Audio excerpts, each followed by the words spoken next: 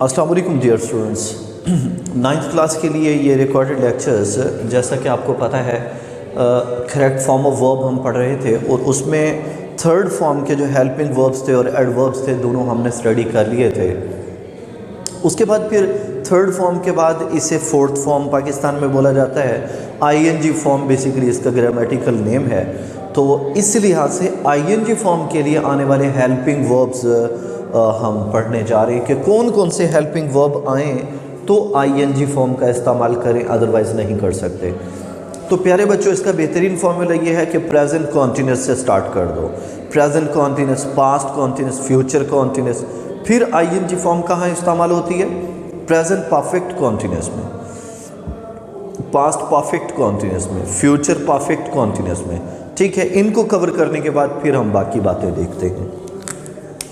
तो अच्छे स्टूडेंट्स, आपके पास अगर इज, एम, आर, वॉज, वर, ठीक है, ये इस तरह से चीज़ें आने जा रही हैं। शैल बी और इसी के साथ विल बी, ठीक है, ये फ्यूचर कॉन्टीन्यूस के लिए होता है। उसके बाद ये तमाम तीनों कॉन्टीन्यूस कंप्लीट हो गए। उसके बाद प्रेजेंट परफेक्ट कॉन्टीन्यूस की तरफ आते हैं। उसके लिए आपको पता है हैव बीन के साथ आईएनजी फॉर्म इस्तेमाल कर रहे होते हैं, हैज़ बीन के साथ आईएनजी फॉर्म इस्तेमाल कर रहे होते हैं। ठीक है अच्छे स्टूडेंट्स, पास्ट परफेक्ट कॉन्टीन्यूस की तरफ चलते हैं तो हैव बीन के साथ इस्तेमाल कर रहे होते हैं। Shall have been, shall have been और इसके साथ विल हैव बीन, ये फ्यूचर परफेक्ट कॉन्टीन्यूस के लिए हम इस्तेमाल करते हैं। इसके साथ हम आईएनजी फॉर्म इस्तेमाल कर रहे होते हैं। तो तकरीबन कॉन्टीन्यूस जो टेंसेस में, टेंसेस के नाम कॉन्टीन्यूस से होते हैं, वहाँ आईएनजी फॉर्म का इस्तेमाल करते हैं हम। तो वो तकरीबन हमारे एंड हो चुके हैं। ठीक है, तो फ्यूचर परफेक्ट कॉन्टीन्यूस तक हम चले गए हैं। इसके बाद कोई ऐसा हेल्पिंग वर्ब आपकी नज़र में जो आईएनजी फॉर्म लेके आने का सबब बनता है तो वो और कौन सा हो सकता है? तो तकरीबन अभी यहाँ तक हमारी बात चली है। इसके बाद हेल्पिंग वर्ब्स हमने जो कॉन्टीन्यूस के पढ़े थे वो पैसिव वॉइस के लिए थे, उसके साथ थर्ड फॉर्म का इस्तेमाल होता है। ठीक है, लिहाजा वो वहाँ रह गए। अब इसके बाद इसके एडवर्ब्स की बात आती है। ठीक है, इसके एडवर्ब्स की बात आती है।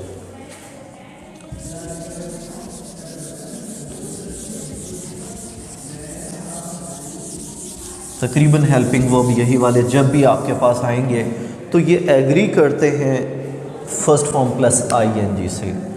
बी पॉइंट आपके पास होता है एडवर्ब्स। जी अच्छे स्टूडेंट्स, आईएनजी फॉर्म के लिए कौन कौन से एडवर्ब्स आएंगे?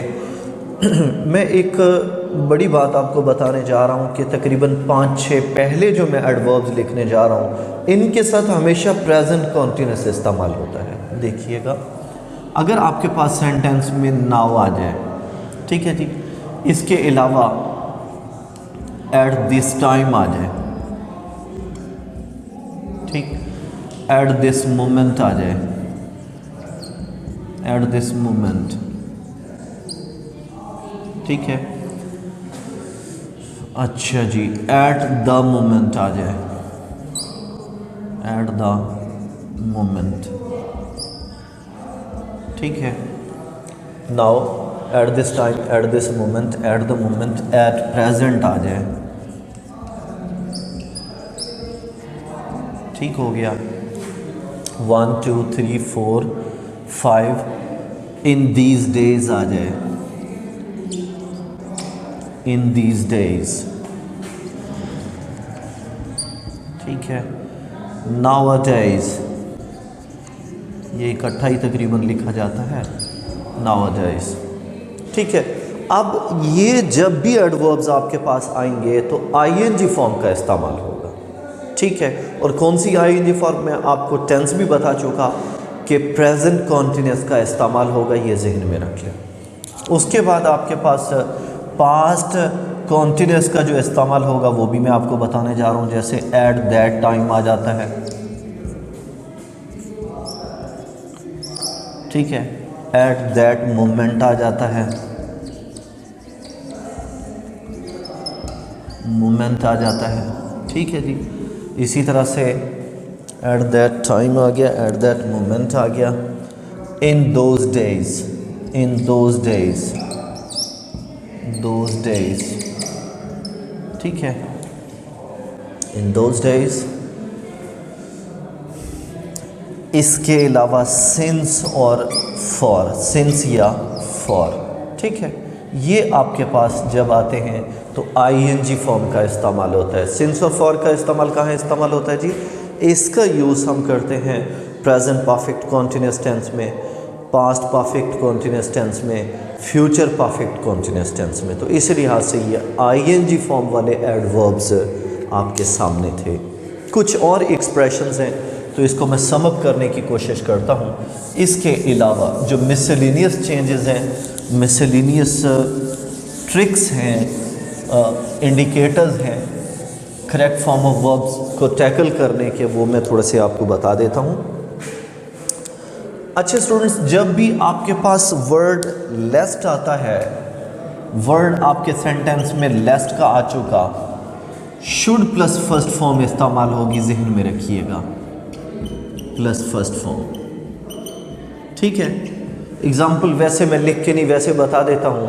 वर्क हार्ड लेस्ट, आगे वो ब्लैंक छोड़ देगा, यू लेस्ट यू, उसके बाद ब्लैंक छोड़ेगा, शुड फेल आना चाहिए। Work hard lest you should fail. Lest का मतलब क्या होता है? ऐसा ना हो के। ठीक है, मेहनत करो, ऐसा ना हो कि तुम फेल हो जाओ, नाकाम हो जाओ। तो लेस्ट जब भी आएगा अपने साथ शुड प्लस फर्स्ट फॉर्म लेगा। ठीक है, ज़्यादातर जो 9th 10th में हमारे पास करेक्ट फॉर्म ऑफ वर्ब के हवाले से कंस्ट्रक्शन आती है, वो लेस्ट दिया हुआ होता है और आखिर में मतलब शुड प्लस फर्स्ट फॉर्म छोड़ दी जाती है। वो 4 जो चॉइसेस होती हैं वहाँ गिवन होती है, तो आप शुड को देखें कहाँ पर पड़ा हुआ है। पहली फॉर्म तो उसके बाद आनी होती है, मॉडल वर्ब है ज़ाहिर शुड, उसके बाद पहली फॉर्म आनी होती है, तो वो पुट करेंगे। दूसरा एक्सप्रेशंस ये हो सकते हैं कि आपके पास no sooner did, no sooner did. अब देखें, एक यहाँ पर ब्लैंक छोड़ेगा,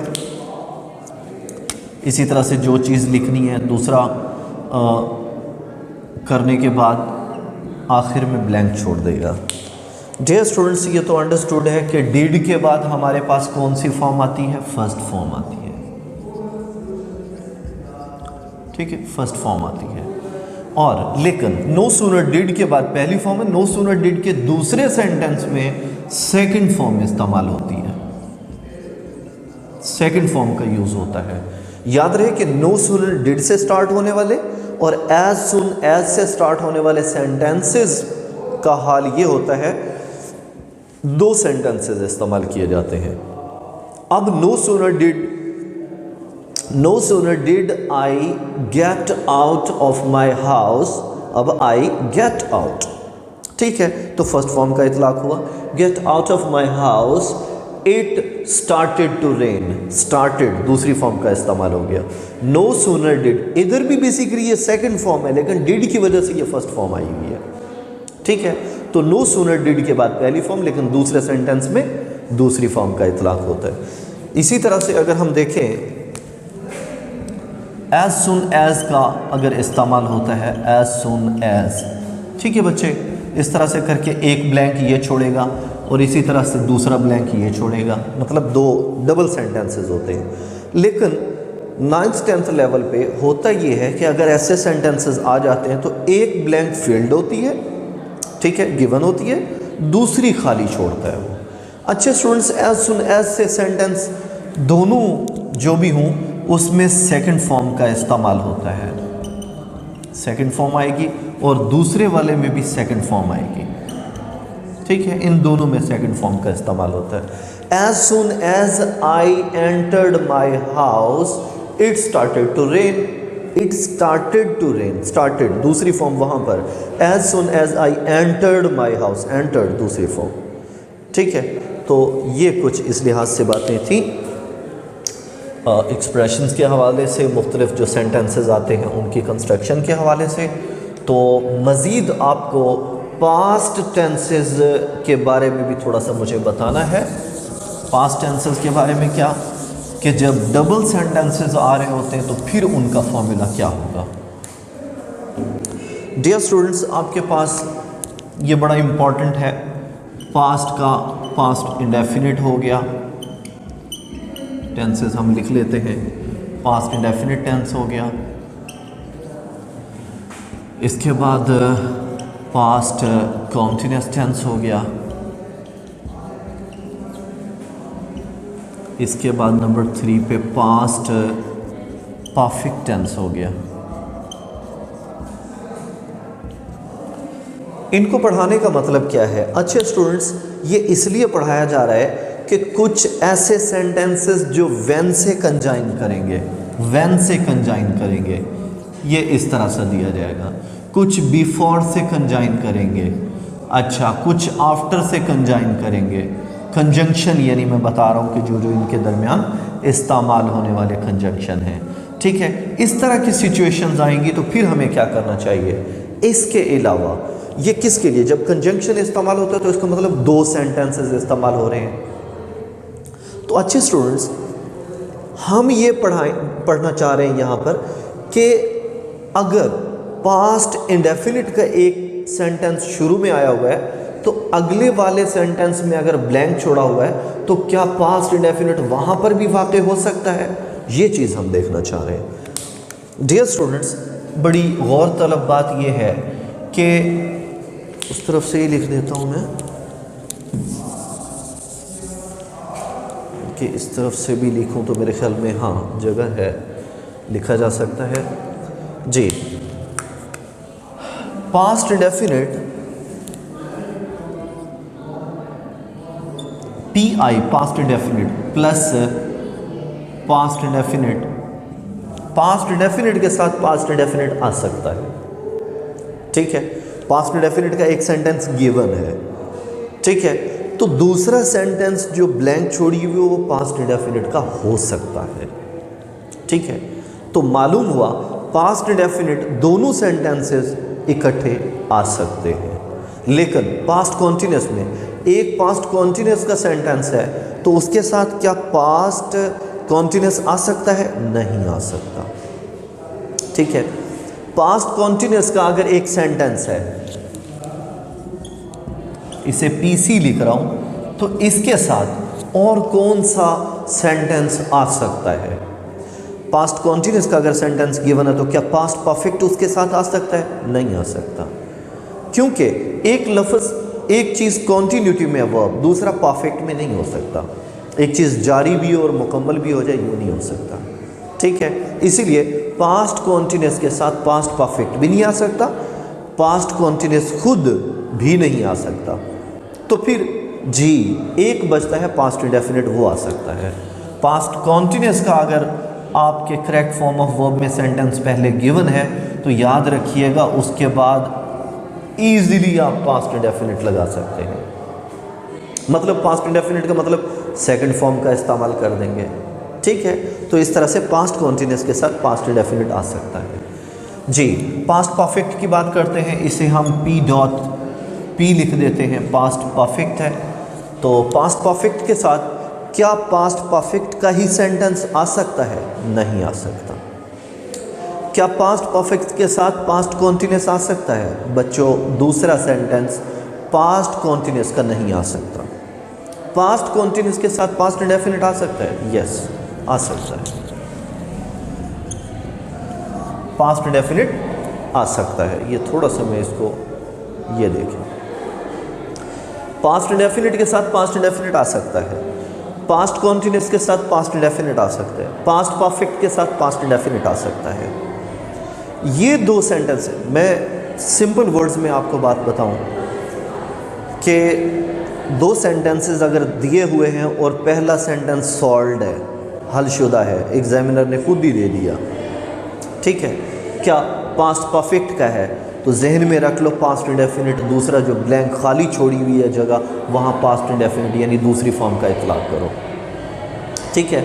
इसके अलावा पास्ट कॉन्टिन्यूस अगर आया हुआ है तो उसके साथ फिर मज़े हो गए आपके। अगर पास्ट इंडेफिनिट शुरू में दिया हुआ है फिर आप परेशान हैं। क्यों?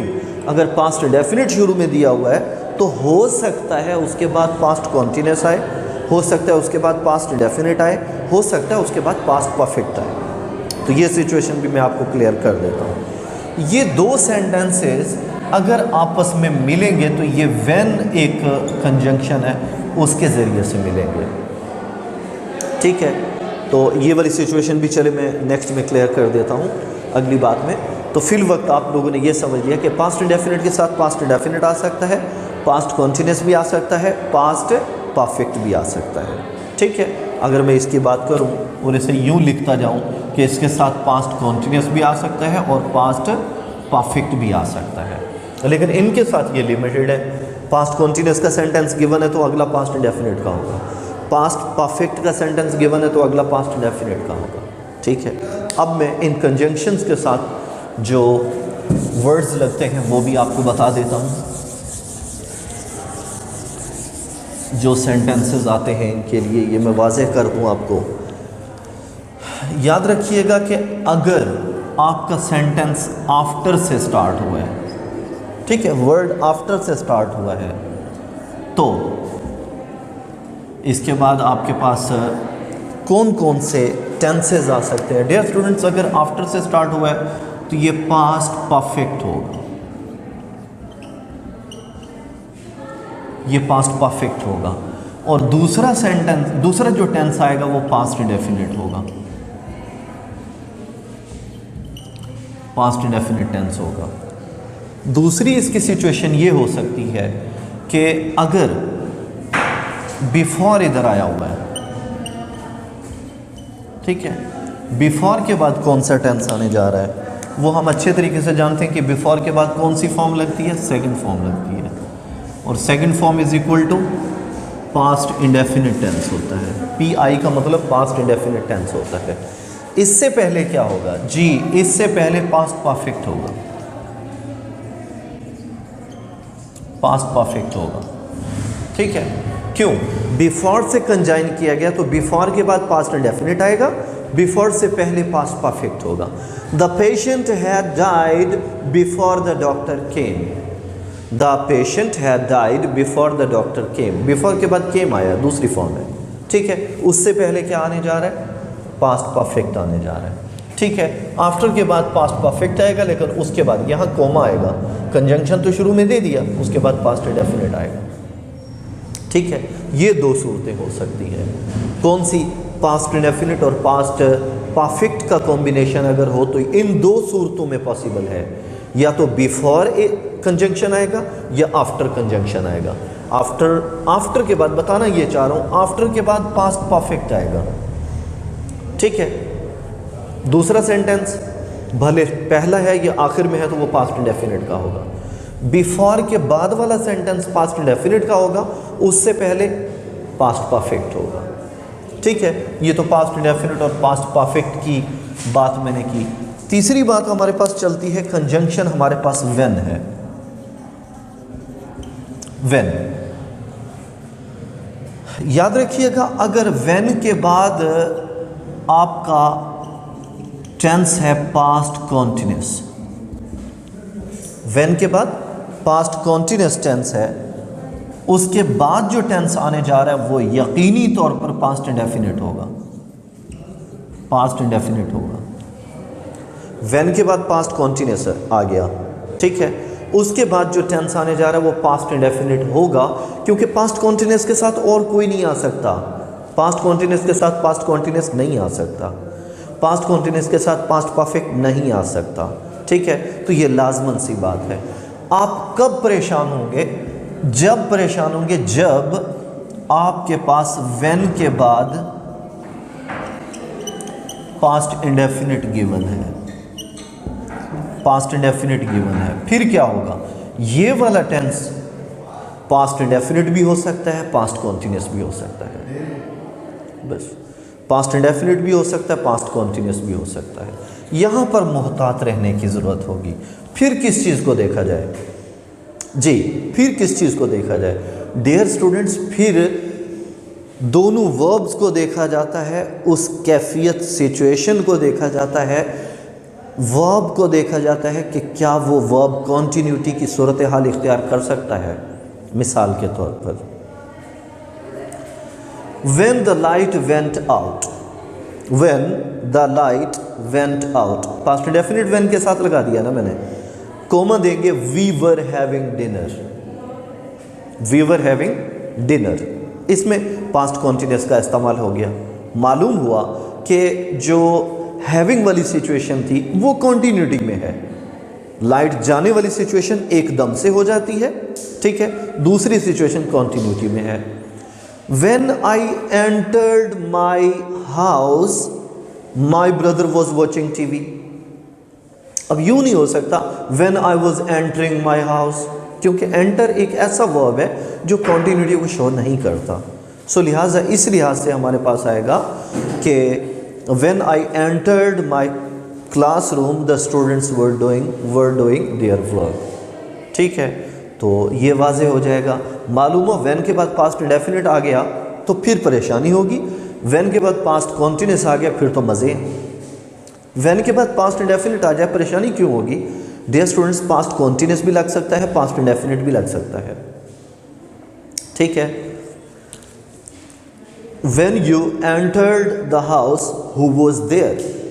When you entered the house, who was there? अब was क्या है? सेकंड फॉर्म है, क्या है? पास्ट इंडेफिनिट है, ठीक है। तो इसी लिहाज से who was there ये दोनों पास्ट इंडेफिनिट के हो गए। तो लिहाजा इसके बारे में मज़ीद कुछ पूछना चाहेंगे तो इंशाल्लाह फिर अकॉर्डिंगली हम लेक्चर इसका डिलीवर करेंगे, ठीक है। तो मेरे लिहाज से आपके correct form of verb, first form हमने पढ़ाई थी, सेकंड पढ़ाई उसके helping verb adverbs, third form के हेल्पिंग वर्ब एडवर्ब्स, और आज इसके बारे में और इसके एक्सप्रेशंस भी सारे हो गए, ठीक है। तो अकॉर्डिंगली इसको अच्छे तरीके से कर लीजिए, अल्लाह खैर करे, तो इंशाअल्लाह हमारी बात बन जाएगी करेक्ट फॉर्म ऑफ वर्ब के हवाले से। लिहाजा अल्लाह हाफिज़।